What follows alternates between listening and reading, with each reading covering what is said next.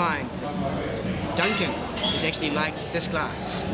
We're finding that most things in our lives are relatable backwards to this glass. And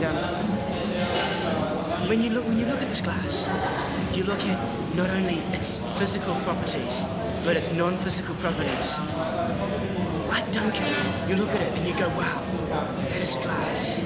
And sometimes you look through it to the other side, and you can see, wow, my brother is on the other side of that glass. This glass is like my brother, because you can look through it and see your brother.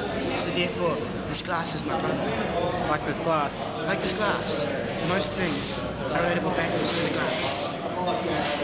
And this glass used to be warm. And like that, you wanted to hold it.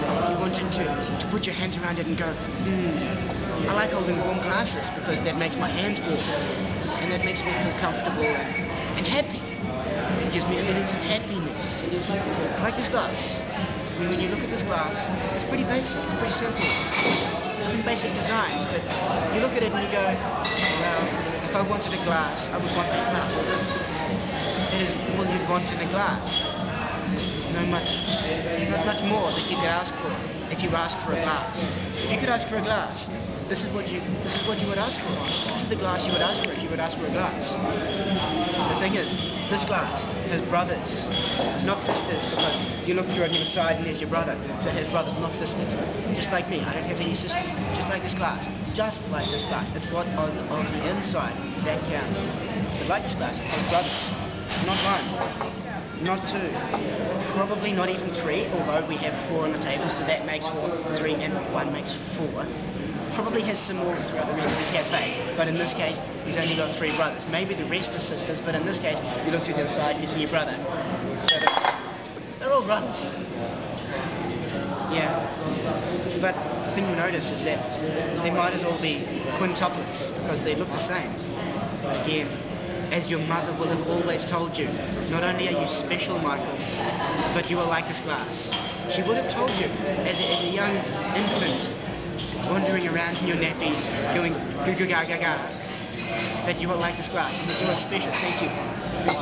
And that this is our mother does. This is what we call the bottle. The source of all glasses.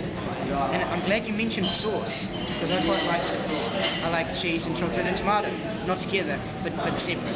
And these glasses are good vessels for sauce. You can put it on your pork, you can put it on your beef, you can put it on your little toast with Vegemite in the morning, or on your cereal. You can put cheese sauce all over your cereal.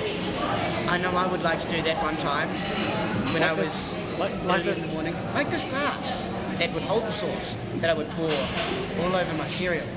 Anyway, back to the narrative. This glass here with water in it. I'm not sure why it's got water in it. And it's supposed to be different to all other glasses. So here we go. What's his name? Timmy. Timmy was named by Bottle Mother.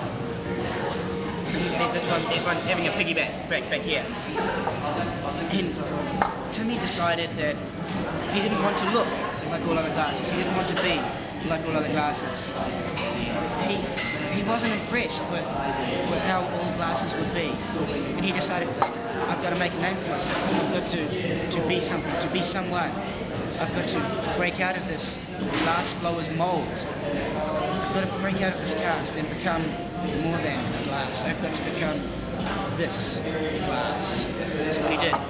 He changed his name from Timmy to Adrian. A much more new, much more sensitive, soft name, but no less masculine than Timmy. In fact, maybe a little less mama's boy, maybe a little more defined and distinctive. And I've got a goatee and I'm proud of it. And I've got a moustache and I don't think it's ugly. And I've got a monobrow and it's cool and it makes me distinctive. And I'm wearing a cap in a cafe talking about glasses, and that's alright. Like this glass.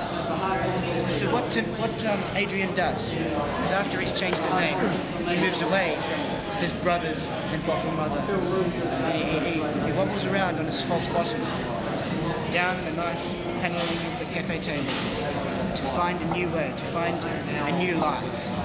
A new life as a glass. Like so many of us have to finally find our feet, finally find our roots, and step out from the nest. Otherwise our mothers push us, and we fly to the bottom, and we break our ugly heads open, and it doesn't look pretty. Like this glass. Sometimes this glass wouldn't look pretty if you drew on it and made it look unpretty. It would look unpretty. So I think the moral of the story is that, like this glass, we must all move out of the nest and become something. Become what we always know we should have been. What we always knew what was inside of us. Inside this glass was some sugar before, and some water was poured into it. And so now there's less sugar. Some of the sugar was dissolved into the water as I poured it out. But there is still sugar and there's still water. And it just goes to show that what is inside of you, what is inside of you counts. What is inside of you matters. Like this glass. I think that is at the core of what I'm trying to say. Is that, like this glass, you were important, but only if you do what you know you're supposed to do. Only if you be something, be someone. Otherwise, you're just one of Adrian's brothers. Otherwise, you're just another Timmy. It's like your bottle mother. So become an Adrian, like this glass, not a Timmy, like this glass. I think that's what I've got to say. Thank you. You've been a very good audience. Just the one of you and the lens and the glass, of course. Thank you, Adrian, for your time and your comedic effort. It's nice and warm, isn't it? It's not warm anymore. You feel it. It was very warm before. Probably not like these glasses here. This would be the nice glass. But And how does it relate to Duncan? I don't really know. He walked through and it was almost as if someone was speaking to me saying, Duncan is like this glass. You know? You just look at it and you go, wow, that is a glass. And that's the connection, that's the meaning. That was quite, I almost got emotional there for that moment there. That you look at it and you just go, wow. God's creation. Wow. And then you look through it to see what's on the other side. It's like life. Sometimes you want to look through to see what's on the other side. Sometimes you want to look past your immediate circumstances. Sometimes it's about focusing beyond what you see, into the lens of the camera, which is what you don't see. You know, I think a lot of our life lessons can be learnt from the glass. They're not only relatable back to the glass, but we can learn from the glass. What? I think so. That'll do, Horatio.